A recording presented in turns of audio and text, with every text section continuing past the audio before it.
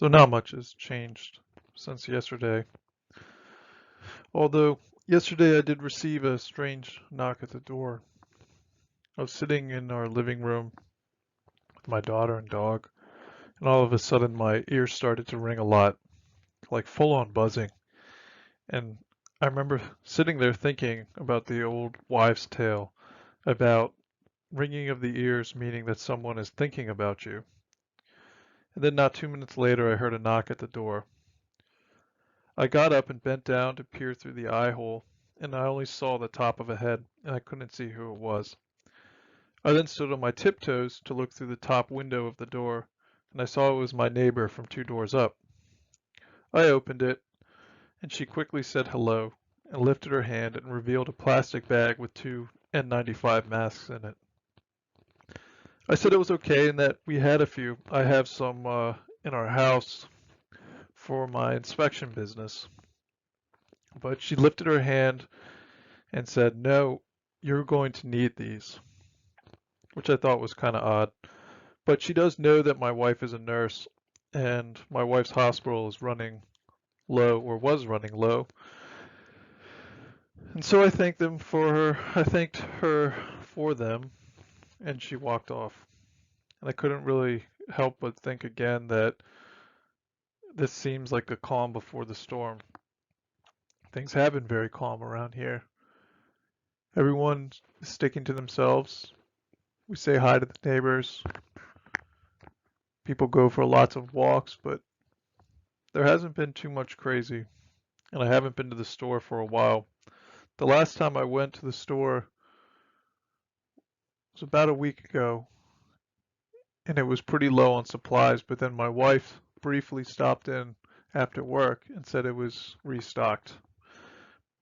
But we talked yesterday and we decided that we're only going to do grocery delivery from this point forward.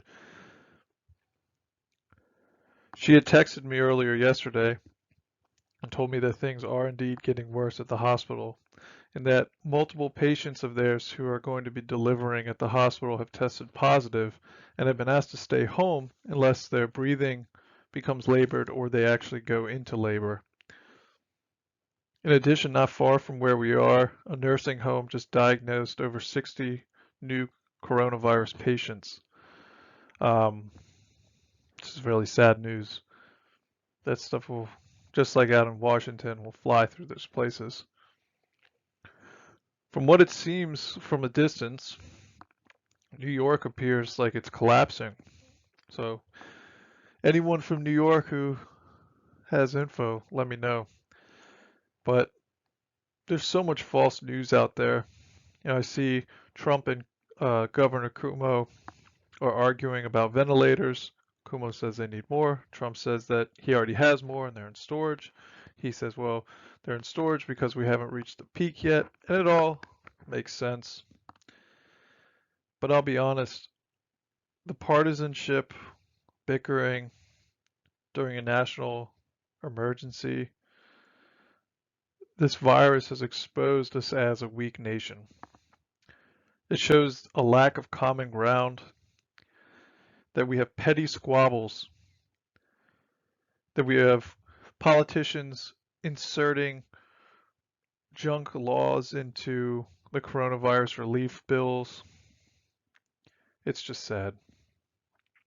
I also saw the other day Trump mentioned, but he backed down on doing a hard quarantine of New York, Massachusetts, and Connecticut and restricting travel. And he backed down, and I think he backed down because I believe it's illegal for the federal government to do that, since as a citizen we have a right to travel in between states. But then I saw the governor of Rhode Island is now having New York residents quarantine for 2 weeks, which makes sense, but it shows the hard times we are in.